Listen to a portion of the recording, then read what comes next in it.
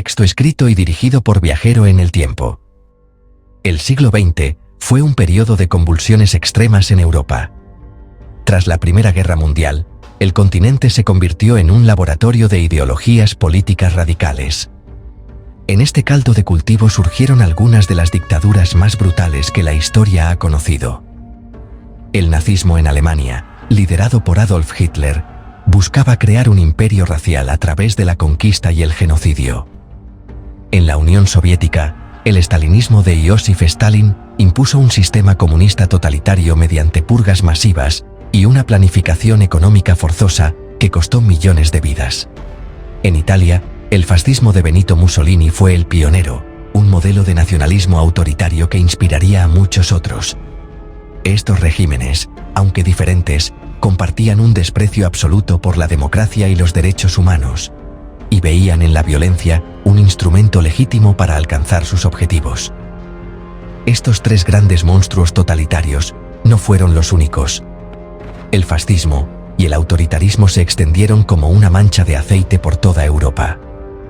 En Portugal, António de Oliveira Salazar instauró el Estado Novo, una dictadura corporativista y conservadora que duraría casi medio siglo. En los Balcanes y en Europa del Este, regímenes autoritarios y monarquías dictatoriales surgieron con frecuencia, a menudo apoyados por las potencias fascistas. Cada uno de estos sistemas tenía sus propias particularidades, sus propios enemigos designados y sus propias ambiciones. Sin embargo, todos compartían una característica fundamental: la concentración del poder en manos de un solo líder o un pequeño grupo, eliminando cualquier forma de oposición y controlando a la sociedad a través del miedo y la propaganda. Lo que unía a estos regímenes tan diversos era su rechazo visceral al liberalismo, al socialismo y a la democracia parlamentaria. Veían estas ideas como signos de decadencia y debilidad nacional. En su lugar, proponían un orden nuevo basado en la disciplina, la jerarquía y la obediencia ciega a la autoridad. Prometían restaurar la grandeza perdida, purificar la nación de elementos indeseables y crear una sociedad unificada y fuerte. Para lograrlo, no dudaron en desmantelar las instituciones democráticas, prohibir los partidos políticos y los sindicatos, establecer un control férreo sobre la prensa, la educación y la cultura. La promesa de orden y estabilidad se construyó sobre los cimientos de la represión y la aniquilación de la libertad.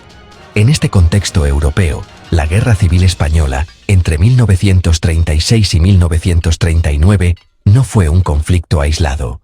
Fue, en muchos sentidos, el campo de batalla donde estas grandes ideologías del siglo XX se enfrentaron directamente. La República Española, con sus valores democráticos, se vio asaltada por un levantamiento militar apoyado por la Alemania nazi y la Italia fascista. El bando sublevado, liderado por el general Francisco Franco, adoptó muchos de los símbolos y métodos del fascismo, aunque desarrollaría su propia versión de dictadura. El resultado fue la implantación en España de un régimen autoritario que, a diferencia de los de Hitler y Mussolini, sobreviviría a la Segunda Guerra Mundial y marcaría profundamente la historia del país durante casi 40 años. Las dictaduras del siglo XX no consideraban la violencia como un efecto secundario no deseado, sino como una herramienta central y necesaria para la construcción de su proyecto político. El terror no era caótico, era un instrumento de Estado, planificado y ejecutado de manera sistemática para controlar a la población. El nazismo perfeccionó esta idea con la creación de un vasto aparato represivo. La Gestapo, las SS y los campos de concentración fueron diseñados para identificar, aislar y eliminar a cualquier persona considerada enemiga del Reich. Judíos, comunistas, homosexuales, gitanos y disidentes políticos fueron víctimas de una violencia industrializada que culminó en el Holocausto, un genocidio sin precedentes en la historia humana. En la Unión Soviética, el estalinismo aplicó una lógica similar de terror masivo.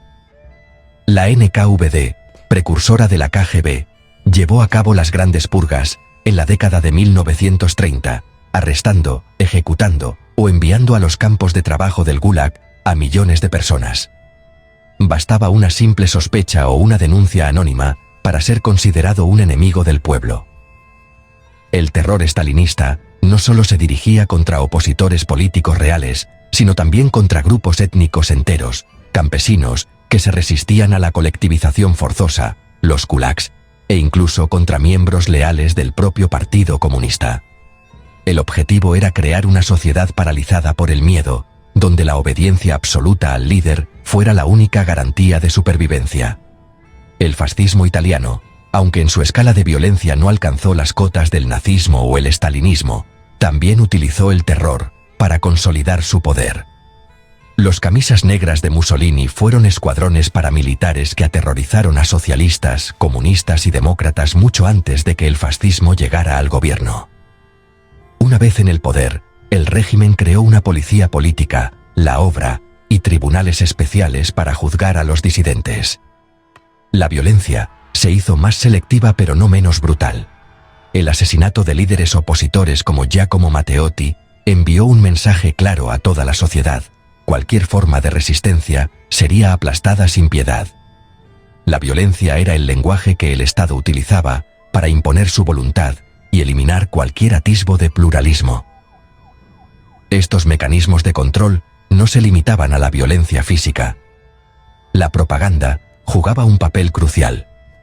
Los regímenes totalitarios crearon un culto a la personalidad del líder, presentándolo como un salvador infalible. Controlaban todos los medios de comunicación, la educación y las artes para difundir su ideología y demonizar a sus enemigos. Se adoctrinaba a los niños desde la escuela para que fueran leales al régimen por encima de sus propias familias. Esta combinación de terror físico y control psicológico fue la clave de su poder.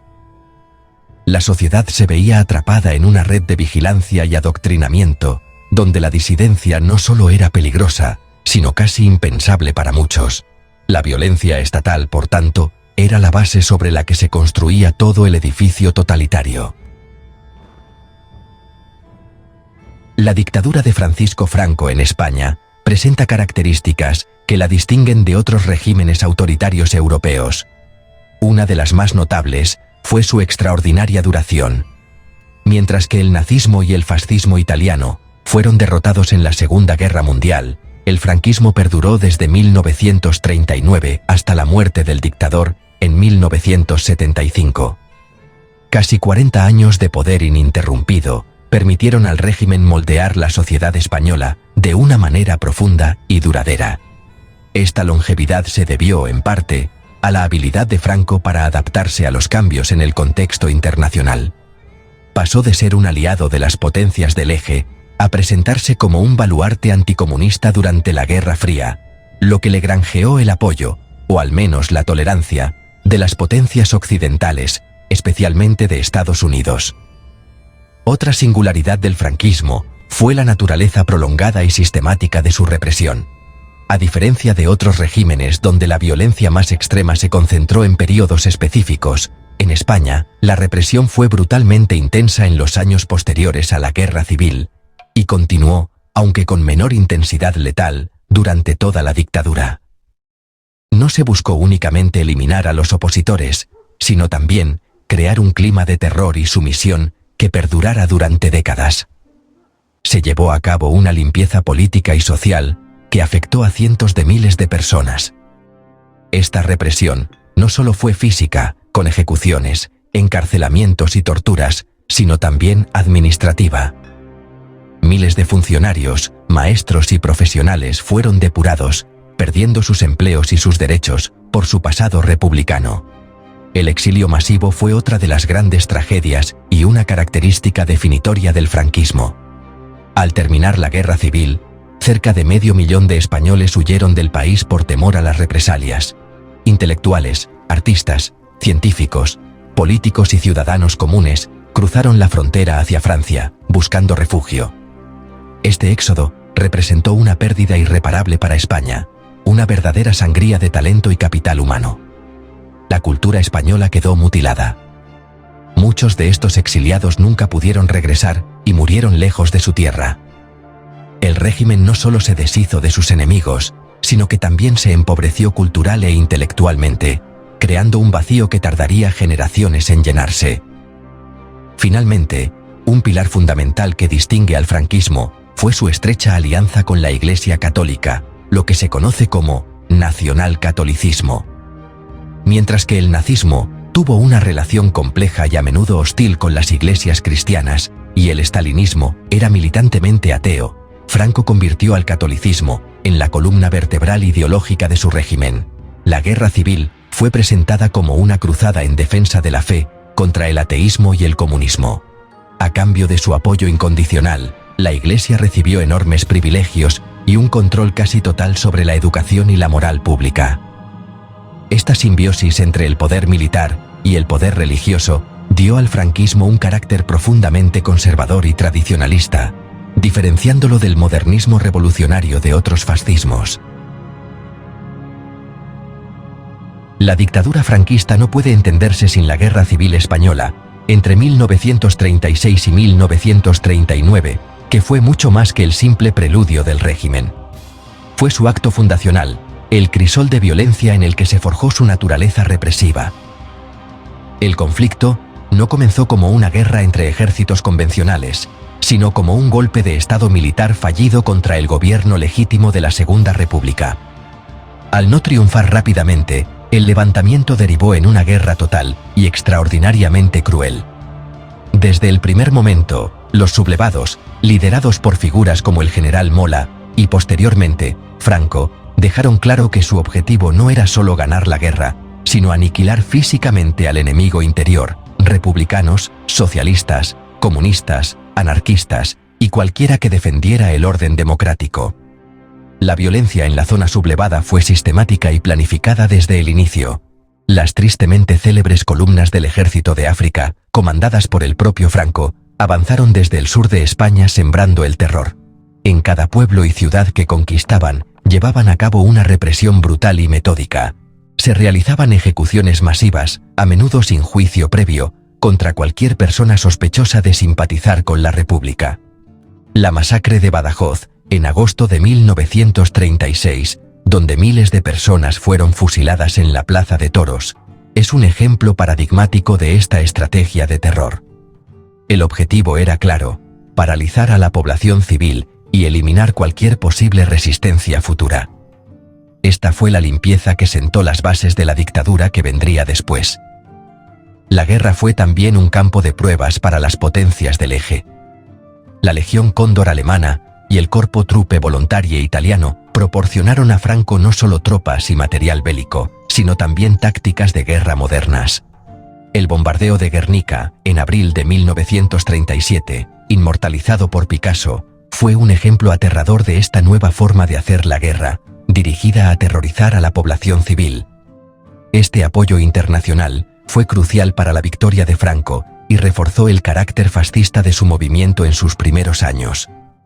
La guerra no fue solo un asunto interno español, fue el primer gran enfrentamiento armado de la Segunda Guerra Mundial, donde la democracia se enfrentó al fascismo en suelo español. Cuando la guerra terminó el 1 de abril de 1939, no llegó la paz, sino la victoria de un bando sobre el otro. El famoso último parte de guerra de Franco declaraba cautivo y desarmado el Ejército Rojo. Han alcanzado las tropas nacionales sus últimos objetivos militares. La guerra ha terminado. La palabra cautivo era clave. No se buscaba la reconciliación, sino la subyugación total de los vencidos. La violencia de la guerra no cesó, sino que se institucionalizó. La dictadura que nació de esta victoria heredó y continuó la lógica de exterminio de la guerra. La guerra civil no fue solo el prólogo, fue el primer y más sangriento capítulo de la larga noche del franquismo. Tras la victoria en 1939, el régimen de Franco desató una ola de represión institucionalizada de una escala sin precedentes en la historia de España. Los años 40, conocidos como los años de plomo, fueron un período de terror sistemático. Cientos de miles de personas fueron encarceladas en prisiones y campos de concentración improvisados en condiciones infrahumanas. La Ley de Responsabilidades Políticas, promulgada retroactivamente en 1939, permitió juzgar y condenar a cualquiera que hubiera apoyado a la República desde 1934. Se llevaron a cabo decenas de miles de ejecuciones. Los fusilamientos en las tapias de los cementerios se convirtieron en una estampa macabra y cotidiana en la España de la posguerra. El objetivo era doble: castigar a los vencidos y aterrorizar al resto de la población para asegurar su sumisión. La represión no se limitó a la violencia física. Se extendió a todos los ámbitos de la vida.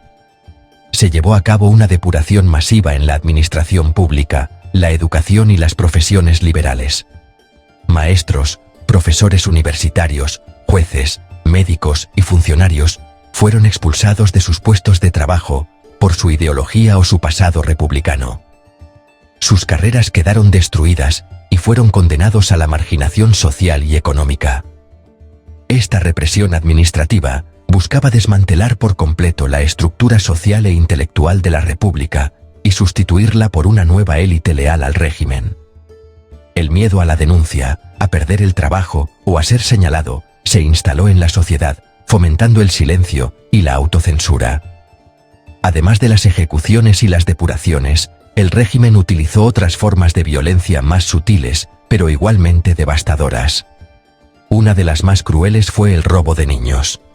Miles de hijos de presas republicanas fueron separados de sus madres y entregados a familias afines al régimen o a instituciones religiosas para ser reeducados en los valores del nacionalcatolicismo.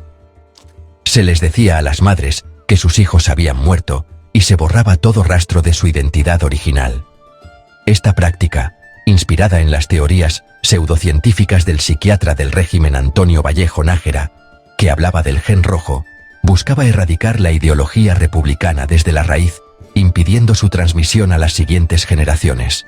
Aunque la intensidad de la represión letal disminuyó a partir de los años 50, la violencia nunca desapareció.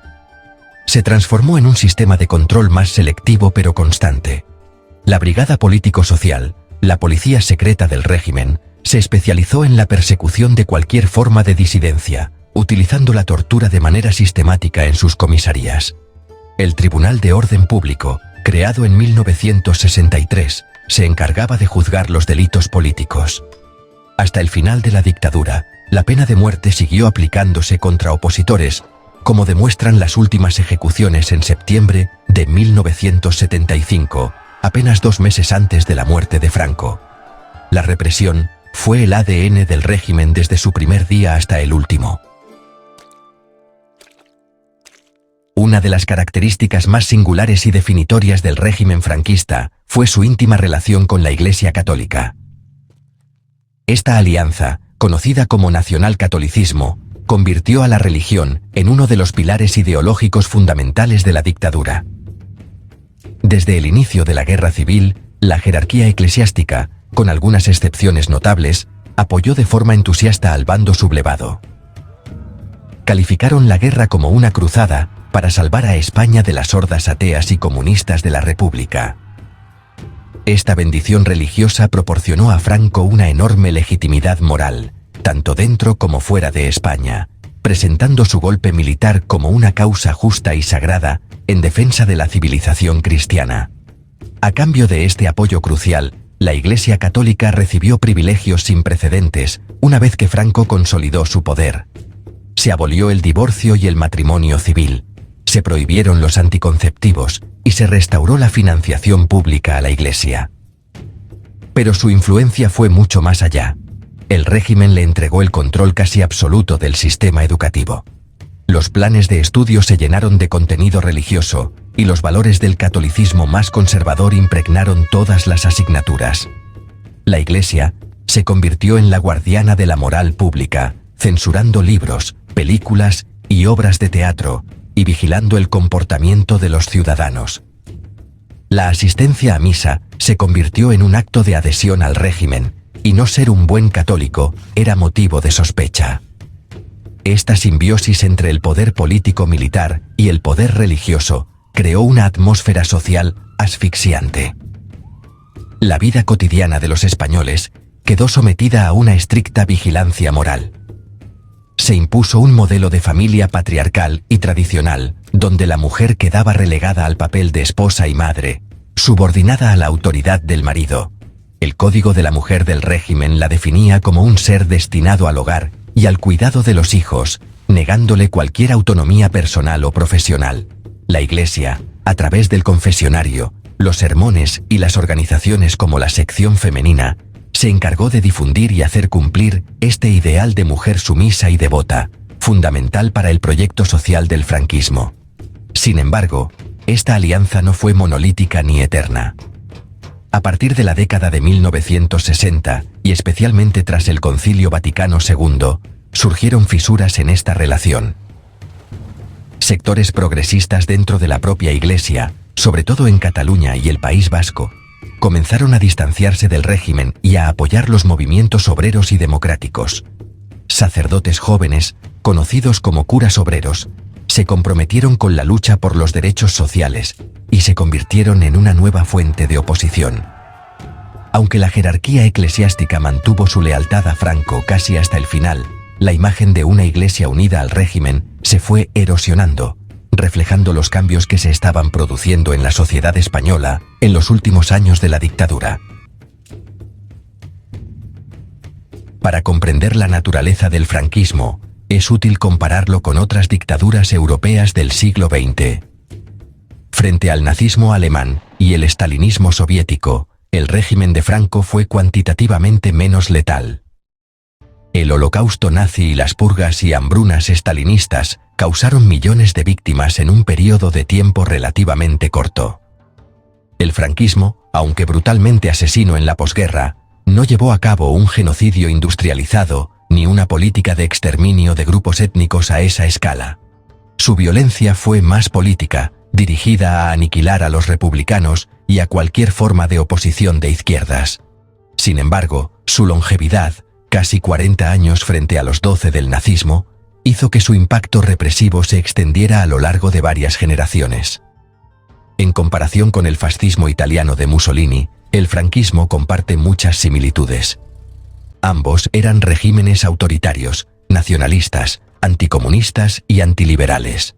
Franco adoptó parte de la parafernalia fascista, como el saludo romano y el título de caudillo, equivalente al de duce. Sin embargo, existían diferencias clave. El fascismo italiano tenía un componente modernista y revolucionario, pretendía crear un hombre nuevo fascista. El franquismo, en cambio, era profundamente reaccionario y tradicionalista. Su ideal no era el futuro, sino un pasado mítico, la España imperial y católica de los reyes católicos. Esta diferencia se explica en gran medida por el enorme peso del catolicismo y del ejército en la dictadura española, mucho mayor que en la italiana. La comparación más directa y reveladora es con la dictadura de Salazar en Portugal, el Estado Novo. Ambos regímenes fueron dictaduras de derechas, ibéricas, católicas y longevas, que sobrevivieron a la Segunda Guerra Mundial. Compartían un carácter conservador, corporativista y un fuerte anticomunismo. Sin embargo, también había diferencias significativas. El régimen de Salazar fue, en su origen y desarrollo, menos violento que el de Franco. Salazar llegó al poder de forma más gradual y no a través de una guerra civil devastadora. La represión portuguesa, aunque real y cruel, especialmente en las colonias africanas, no alcanzó las cifras de ejecuciones y encarcelamientos masivos de la posguerra española. El franquismo nació de un baño de sangre, y esa violencia fundacional marcó toda su existencia. Finalmente, si lo comparamos con las dictaduras militares de América Latina en los años 70 y 80, como las de Chile o Argentina, encontramos ecos de los métodos franquistas. La práctica de las desapariciones forzadas, la tortura sistemática y la eliminación de opositores políticos fueron tristemente comunes en ambos contextos. Sin embargo, la dictadura de Franco fue un modelo precursor. Construyó un sistema totalitario que controlaba todos los aspectos de la vida, desde la política hasta la moral, con una eficacia y una duración que muchas dictaduras posteriores no alcanzaron. El franquismo fue, por tanto, un híbrido, un régimen fascista en sus inicios, que evolucionó hacia una dictadura militar autoritaria y nacional católica, con una capacidad única para perpetuarse en el poder. El impacto de casi 40 años de dictadura en la sociedad española fue profundo y duradero. La represión no solo eliminó físicamente a los opositores, sino que también instaló un miedo genético que se transmitió de generación en generación. Durante décadas, hablar de política, recordar el pasado republicano o simplemente expresar una opinión discordante era peligroso. Esto generó una cultura del silencio y la autocensura. Las familias de los vencidos aprendieron a callar su historia para sobrevivir, para proteger a sus hijos. Este silencio forzado impidió la elaboración de un duelo colectivo y dejó heridas abiertas que, décadas después de la muerte de Franco, todavía no han cicatrizado por completo en la sociedad española. La dictadura también provocó un enorme retroceso cultural e intelectual. El exilio de cientos de miles de personas, entre ellas la élite científica y artística del país, como Juan Ramón Jiménez, Pau Casals o Severo Ochoa, dejó a España culturalmente yerma. Dentro del país, una censura férrea controlaba cualquier manifestación cultural. Se prohibieron libros, se cortaron escenas de películas y se impuso una visión única y oficial de la historia y el arte, basada en los valores del nacionalcatolicismo. Esto creó un páramo cultural y aisló a España de las corrientes intelectuales y artísticas que se desarrollaban en el resto de Europa. La creatividad quedó ahogada bajo el peso de la propaganda y el dogma religioso. Socialmente, el franquismo impuso un modelo de sociedad rígidamente jerárquico y patriarcal. La victoria de 1939 supuso el triunfo de las viejas élites terratenientes, financieras e industriales que habían visto amenazados sus privilegios durante la República. La clase trabajadora perdió todos los derechos que había conquistado y sus organizaciones, sindicatos y partidos fueron destruidas. Para las mujeres, la dictadura fue un retroceso devastador. Perdieron derechos civiles, como el divorcio o el derecho al voto, que no recuperarían en igualdad hasta la democracia, y fueron legalmente sometidas a la autoridad de sus padres y maridos. La sección femenina se encargó de adoctrinarlas en su papel de perfectas casadas, esposas sumisas y madres abnegadas. Este legado complejo y doloroso ha condicionado la transición española a la democracia y la propia democracia posterior. La llamada transición modélica se basó en un pacto de silencio sobre el pasado, la Ley de Amnistía de 1977, que perdonaba los crímenes del franquismo a cambio de una transición pacífica. Si bien esto evitó una nueva confrontación, también pospuso indefinidamente el debate sobre la memoria histórica. Como resultado, España ha sido uno de los últimos países de Europa Occidental en abordar de forma sistemática la exhumación de las víctimas de la dictadura enterradas en fosas comunes y en confrontar públicamente los crímenes del régimen. El eco de la represión franquista sigue resonando en los debates políticos y sociales del presente. Recordar las dictaduras del siglo XX, incluido el franquismo, no es un ejercicio de nostalgia, ni un intento de reabrir viejas heridas por rencor. Es un deber cívico y una necesidad para comprender nuestro presente. Estudiar cómo surgieron estos regímenes nos enseña a reconocer las señales de peligro, el discurso del odio, la demonización del oponente, el desprecio por las instituciones democráticas y la promesa de soluciones simples y autoritarias a problemas complejos. La historia nos muestra que la democracia es frágil y que la libertad, una vez perdida, es muy difícil de recuperar. Olvidar cómo se perdió es el primer paso para arriesgarnos a perderla de nuevo en el futuro. La memoria crítica del pasado nos permite hacer justicia, aunque sea de forma simbólica, a las víctimas. Para las decenas de miles de familias en España que todavía buscan los restos de sus seres queridos asesinados y arrojados a fosas comunes, la memoria no es un concepto abstracto, es el derecho a darles una sepultura digna, a recuperar sus nombres y a que se reconozca públicamente la injusticia que sufrieron. Honrar a las víctimas de la represión es un acto de reparación fundamental para la salud democrática de una sociedad. Ignorar su sufrimiento o equiparar a las víctimas con sus verdugos es una forma de perpetuar la violencia de la dictadura y de insultar su legado de lucha por la libertad. Comprender el impacto del franquismo es también clave para entender muchos de los desafíos de la España actual. Las tensiones territoriales, el debate sobre el papel de la monarquía, la polarización política o las discusiones sobre la ley de memoria histórica tienen sus raíces en la dictadura y en la forma en que se gestionó la transición a la democracia. Sin conocer ese pasado, el presente se vuelve incomprensible, un conjunto de conflictos sin causa aparente. El conocimiento histórico nos proporciona las herramientas para analizar críticamente la realidad, para identificar las continuidades entre el pasado y el presente, y para participar en el debate público de una manera informada y responsable. En última instancia, el deber de memoria es una inversión en el futuro. Educar a las nuevas generaciones sobre los horrores del nazismo, del estalinismo y del franquismo es la mejor vacuna contra la repetición de la historia. Es enseñarles el valor de los derechos humanos, de la tolerancia, del pluralismo y del diálogo. Es mostrarles que la violencia nunca es una solución y que la defensa de la democracia es una tarea diaria que nos concierne a todos. Recordar no es quedarse atrapado en el pasado, es mirar hacia atrás para poder caminar hacia un futuro más justo, más libre y más pacífico con paso firme y seguro. Porque un pueblo que olvida su historia está condenado a repetirla. Fuentes consultadas: Preston Paul, Franco caudillo de España. Editorial Debate, 2013. Payne, Stanley J. El régimen de Franco. Editorial Península, 2011. Julia, Santos, Historia de las dos Españas. Editorial Taurus, 2004. Tusell, Javier. Franco en la Guerra Civil Española. Editorial Taurus, 2006. Archivo General de la Administración, Ministerio de Cultura y Deporte de España. Testimonios recogidos en el Centro Documental de la Memoria Histórica. Este capítulo reconoce la importancia de la investigación rigurosa y la consulta tanto de fuentes primarias como secundarias para comprender la complejidad del franquismo y su impacto en la historia de España.